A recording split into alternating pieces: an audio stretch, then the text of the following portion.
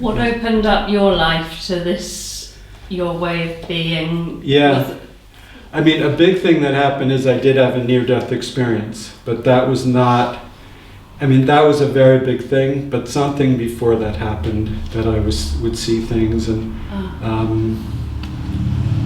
I mean, even from when I was very young, I would see all these, that I was told, oh, that's just your childhood imagination. I guess a big thing was I saw my passed away grandfather in the movie theater one time that, and that was like a definite. And sometimes I wonder if I see people that are not alive around me, because he looked as real could be, and then I don't notice it. So, I try to put it in interesting ways for people, but so my near-death experience was a really bad car accident. I had some other car accidents, basically spirit telling me, like, get with the program because you're not doing the right thing.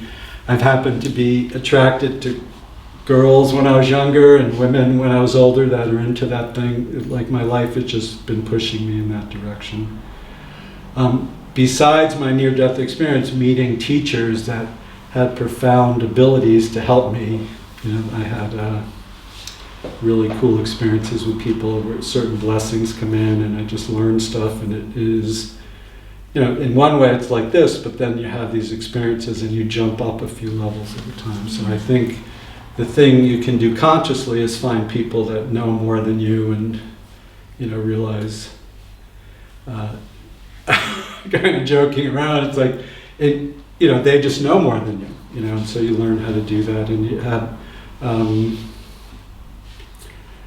you just get this direct transmission when you are like, it's kind of like when you're praying, when you're finally down on your knees saying, dear God, help me, I have no idea, then something really cool happens. So after my near-death experience that happened, and I mean, I knew this happened all these years, so that happened in 1976, so it was some years ago. And the part that I didn't realize how cool and profound it was, there was no internet then. I had no idea what to make of what happened. I told a few people. I was sitting in my apartment and someone knocked on the door. There was this beautiful woman there who came in and said, oh, my sister told me some cool things about you. And she introduced me to a spiritual teacher without me doing anything. Just, they always say you have to do stuff, but I was just sitting there and this woman showed up and introduced me to my first real teacher. So that was really cool. So what I think keep going, I do think the journal writing and the meditating and just being open to that stuff and looking at the world like it is really cool things, I'll mention my beautiful daughter again. Nothing can be more learning and spiritually humbling and, opening up for that. So, yeah, it's a great thing. But yeah, trying to think of.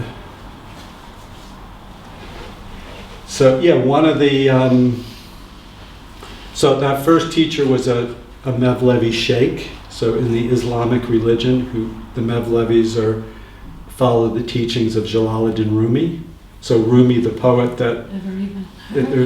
so people read Rumi poems like these would sound like love poems, but he wrote this book called the Mathnawi.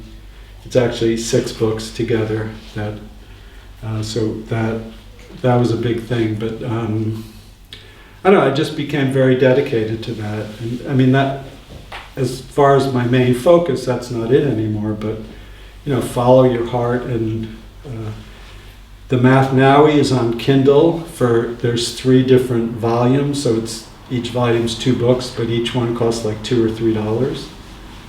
And when I was back in those days, I was like, the Mathnawi was out of print, and I was trying to find it, and I would call Weiser's, this esoteric bookstore in New York City, like every once in a while saying, oh, you have the Mathnawi. One time they said yes, so I said save it. They said, but it costs $212, and this was, years ago. Like now, back then that was a real lot of money. So I went there, and it was this beautiful leather-bound book. I opened it up, I looked through the introduction. When I got to the text of the book, it was in Persian, which I didn't know how to read. But I bought the book anyway.